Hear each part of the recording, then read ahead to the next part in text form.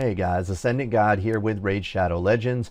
Today going to be doing a guide on artifacts and accessories, what stats you want on what gear, how to optimally gear your champions.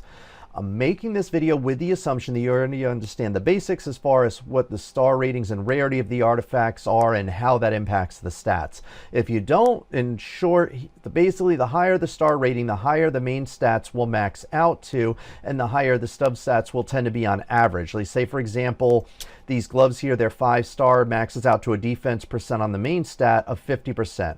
If it was 6 stars, it would max out to a maximum of 60%, 10% more. So that's how the star ratings basically affect the main stat. And then as far as the substats, on rare, like on epic, you will typically get higher bonuses on these substats when you level up the artifact to 412. 4, 8, 12, and 16, the points where the substats will get bonuses.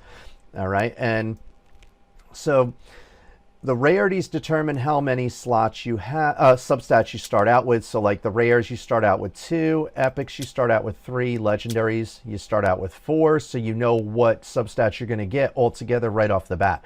4 is the maximum amount of substats you can have. Depending on the substats and what you need for a particular champion, a higher rarity is not necessarily better.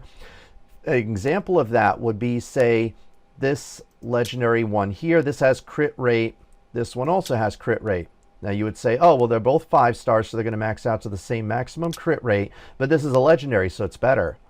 It's not necessarily the case. With this here, if I was using this for an attack-based champion, it has crit rate and attack. If I want to maximize their damage, that's good. It has crit rate and attack percent, but this one also has crit rate and attack and crit damage.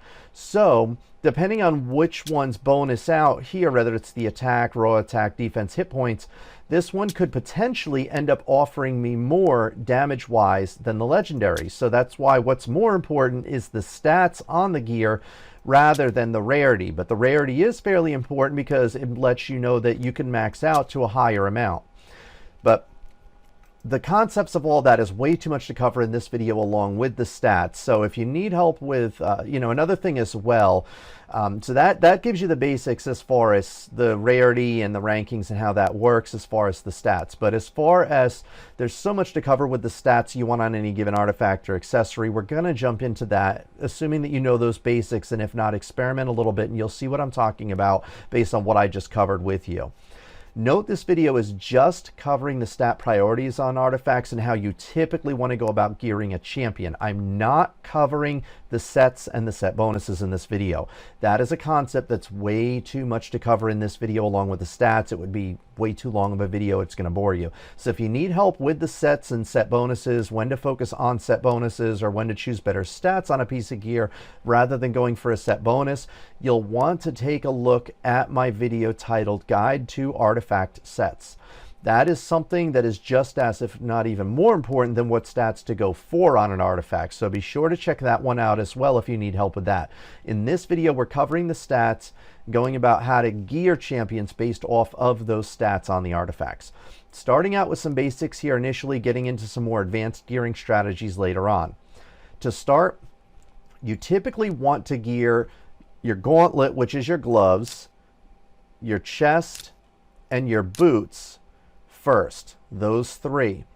And then usually after that you would want to gear your accessories, which would be your ring, your amulet, and your banner. And then last, your weapon, your helmet, and your shield. You have less flexibility with the gloves and the chest and the boots since they have various primary stats. Your weapon and helmet and shield will give you more versatility to fill in the gaps later on as you're finishing up your gear on what you need in particular. For your weapon, helmet, and shield, they always have the same raw stats on them to start. Attack on the weapon, you can see the raw stat is right here. This is the main stat, so this is attack. Helmet, it's going to be hit points. With the shield, it is defense. It's always going to be that, which is why you tend up usually having a lot more weapons, helmets, and shields as far as in your inventory in the long run. So you usually want to finish off gearing with the weapon, helmet, and shield because, again, it will give you more options later on down the road than your more limited options that you're most likely going to be stuck with as far as your gloves, chest, and boots. When it comes to stats, you always want to try to grab percent-based stats over raw stats when it comes to attack, hit points, and defense. Even at level 40, which should be the bare minimum even for Faction Wars, percent-based stats give more than raw. So to give an example here, this hit point here, the raw base of 300, if this was hit point percentage, which say like a 4%, 5%, whatever, here's another raw one. Another raw. This one here, okay, hit point 6%. That is going to give you more of a bonus overall. And you can see even this is maxed out at 16. This one here, even at the 6%, it's already giving more, let alone if that bonused up more. So anyway, you can see the percent bases give more than raw. And then again, that's even at level 40 on champions. So raw stats as far as attack, hit points, and defense are seen as what we call trash stats, since they don't offer nearly as much overall in the game. Gloves on damage dealers, you typically want to gear with crit rate or crit damage on the gloves for your damage dealers. Attack has very bad diminishing returns on it after about 4,000. So attack gloves are usually overkill, and crit rate and damage just offers much more. So what you want to look at as far as the stats is you go to the info here, total stats, and you can see your attack. I have 4,301. It's a little bit of an overkill on this champion, but that's okay. That's fine. It's okay to go a little over. You'll still get some extra going from 4,000 to this 4,301. It's just it doesn't scale as well. It has really bad diminishing returns, like I said, which means that it's not going to scale nearly as much per point that you increase than if you went from, say, you know, 1,500 to 2,000, going from 4,000 to 4,500, won't be nearly as much of a bonus. There is an exception to this. The only exception as far as the crit rate and crit damage where you might want to go with attack percent gloves would be a champion based off of damage coming primarily from bombs. Now, an example of this would be my Soul Drinker here. I have him geared with attack percent. You don't want raw attack because, again, remember, percent based is better. So with his gloves, I have attack percent. I don't have him maxed out yet because I'm just kind of toying with him. But the reason for him and what I do with him in game is mainly his bombs. So as such, with bombs, like this here is passive. It puts bombs on champions. Those only scale off of attack. They don't scale off crit damage or crit rate. So other than that, though, everything else as far as damage is going to bonus more off of crit rate and the crit damage itself. So you typically want to build your crit rate, as you can see on my Skull Crown here, up to 100% minimum. And then you want to build up your max out your crit damage as much as possible. You can see with her, she has a tremendous amount of crit damage. This is some really good gear I got on her. For healers, resurrection champions, and other support champions, you'll usually want defense or hit point gloves. Hit points are typically preferable for arena or hit point based champions where their damage scales off hit points, like say for example Hackhorn Smashlord here, since his damage scales off of hit points. With him, I have hit point percent gloves here. And it's just because with the hit points, if I went with crit rate and crit damage on him, would it get him doing more damage? Yes, it absolutely would. But with him and what I use him for in game, his survival is more important. And since his damage also scales off of hit points, I just loaded him up with hit point gloves. Now, as far as the gloves though, and whether you go with hit points or defense percent, you want the hit points mostly for arena, like I said. As far as everything else in game, you usually want to go with defense percent for the gloves if you're not worried about how much damage they're doing. The reason is that in arena, defense down and ignore defense, like say for example Rhodos that ignores 75% of a target's defense on one of his attacks. It just makes defense less viable in arena because there's so many compositions in endgame arena that's going to have defense down or Rhodos that ignores the defense. So makes more sense to typically get hit points in arena, everywhere else defense. With boots, you almost always want speed as the main stat on it here. It gives you more frequent turns against bosses and even multiple turns against bosses, especially with speed boosts in your composition. It's very rare that you would use anything other than speed boots unless the rest of your gear already has a ton of speed on it and you have boots that have really, really amazing stats on them that you need. As far as your ring, the main stat on the rings are raw stats. You're only going to get raw attack, hit points, or defense on it. And if you have an attack-based champion that, you know, is dying a lot, like the main stats on this and the substats will really depend on what you need on the champion. If you have an attack-based champion, yes, raw attack can be great on them, but if you find out they're dying way too often in encounters, you'll usually want to give them a defense or hit point ring. Now, attack-based champions usually have low base defense or hit points, so raw defense or hit points on a ring is usually better than going, say, with a defense percent chest piece. So if you go with a raw defense ring stat and then it lets you choose something else for the chest as necessary, that's just a better choice. So to give you an example here of, you know, attack and defense champions to show you how much their basis is going to differ. Say Nethril here. Nethril is an attack-based champion, and you can see that right here. He's a legendary that's attack-based. His base defense is not that great. If I switch to somebody that's a defense, look at her. She has 1400. I mean, she has substantially more of a base than Nethril does have here. So with him, if I really wanted to focus on his survival, it would make more sense. He's going to get more out of raw defense on, say, a ring or a banner, and I don't know if I have that on him. I don't think so. Yeah, I don't have that on him. But if he was dying a lot and I had a hard time keeping him alive in an encounter, it would make more sense, rather than going for a defense percent chest, to give him raw defense on a ring or a banner, just because, again, his base defense isn't that great. And that's one thing that's very important to pay attention to when you're gearing, is what are their base stats. Because that's like with Rhodos here as well. When people do, his damage scales off of both attack and hit points. Since attack comes first in the list, attack is what he scales off of more. But you can load him up with hit points, increases survival, and also increases damage some as well. With that said, since his base hit points are pretty low compared to champions like, say, you know, Harvest Jack here, look at his base, 26,000.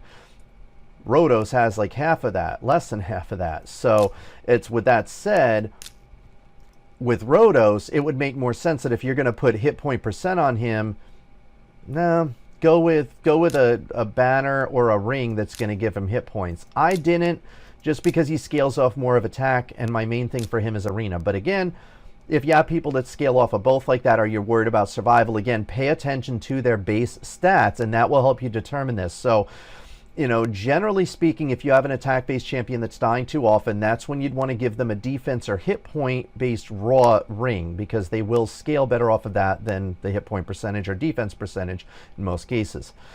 And then you see why. We already covered that here.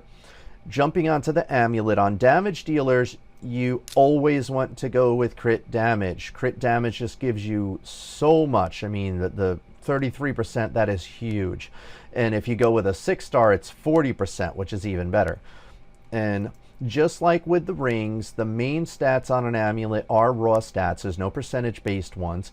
For the banner, the chest and the banner are the only two options that let you choose resistance and accuracy. So you usually want to save those two for last, before the weapon, helmet, and shield, of course. But if your champion has strong debuffs that are getting resisted a lot, you probably want to add either an accuracy banner or an accuracy chest piece. So like, say, for example, my Harvest Jack here, he has really strong debuffs. So with him, I have accuracy on the banner. Now, if your champion is getting killed from raw damage, then rather than resistance, you'd of course want raw defense or hit points on the banner. This is why you usually want to save choosing a banner and a chest piece for last out of these 6 here that we're covering. And you'll see what you need at that point and start to adjust as necessary. As far as the chest, it's similar to the banner, only with the main stat, chest pieces can have percent-based stats or raw stats. But again, chest pieces can have accuracy or resistance. It's the only one other than the banners that do. So on attack champions, if you need more accuracy or you need more resistance, Then, you know, you also want some defense or hit points for survival at the same time. Typically, you would choose a resistance or accuracy banner and then go with a defense percent or hit point percent chess piece, since you're going to tend to get better stats overall on them.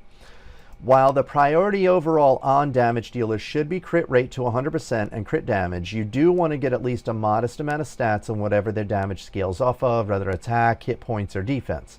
Usually for endgame, you want to get at least 3,500 points for the stat that their damage scales off of.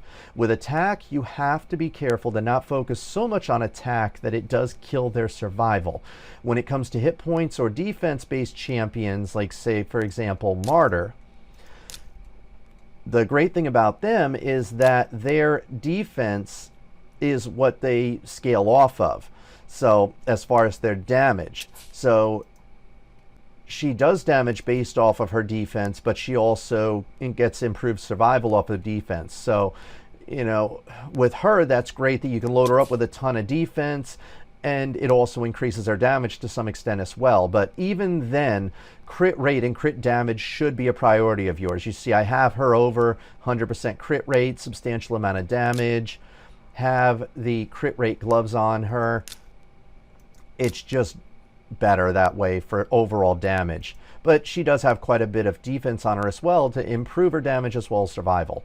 So that covers the basics here as far as how to go about gearing the various champions, what stats you want to prioritize.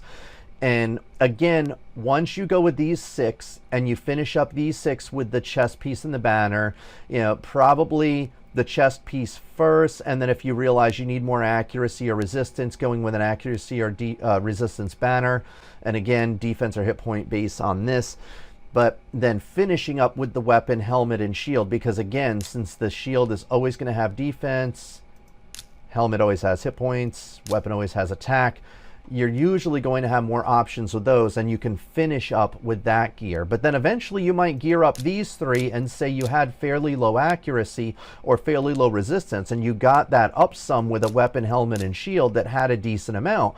You might eventually change up either your banner or your chest. Say if you had accuracy on both of them, then in that case, like I said previously, since you know, with this accuracy banner, if you switched, it's only going to be raw stats for hit points or defense. But with the chest, if you also had an accuracy chest piece and you wanted to switch that, like say, for example, with Martyr, I would typically want to switch to a defense on this here, knowing that I'm going to scale better off of a defense chest piece, especially on a defense-based champion like this, than if I were to switch this to defense and keep my accuracy on my chest piece. So that's why you want to go in the order that I mentioned here, again, with the gloves, chest, boots. Normally with gloves, then boots, then chest, and then your ring, your amulet, finish up with the banner, and then figure out the chest based on the banner that you have and how much accuracy and resistance you have so far. Finish up with these 3, and then adjust the chest and the banner at the end if you need to adjust accuracy, resistance, or again, if your champion's dying a lot, adjusting one of them as necessary to improve their survival with either resistance, defense, or hit points. That pretty much covers all the basics and the turn order as far as what order you want to put the gear on and why you want to go in that order. Now, as I mentioned in the beginning of this video, we did not cover the sets and which set bonuses are viable for which content. This video alone does have a lot for you to soak up. So I wanted to make a separate video on the set bonuses and how to choose them. If you need help on that one as well, be sure to look at that video guide for artifact sets on my channel here. If you haven't subscribed yet, also be sure to subscribe to keep updated with future content I make for Raid Shadow Legends to get the most out of this game. And other than that, that covers about everything for now as far as the gearing of the champions and what order you want to go in and why. I hope this was useful for you. If you have any questions, feel free to leave them in the comments below. Otherwise, I really do hope this guide has helped you. I hope the one on the sets help you as well. And until the next video, guys, take care and good luck.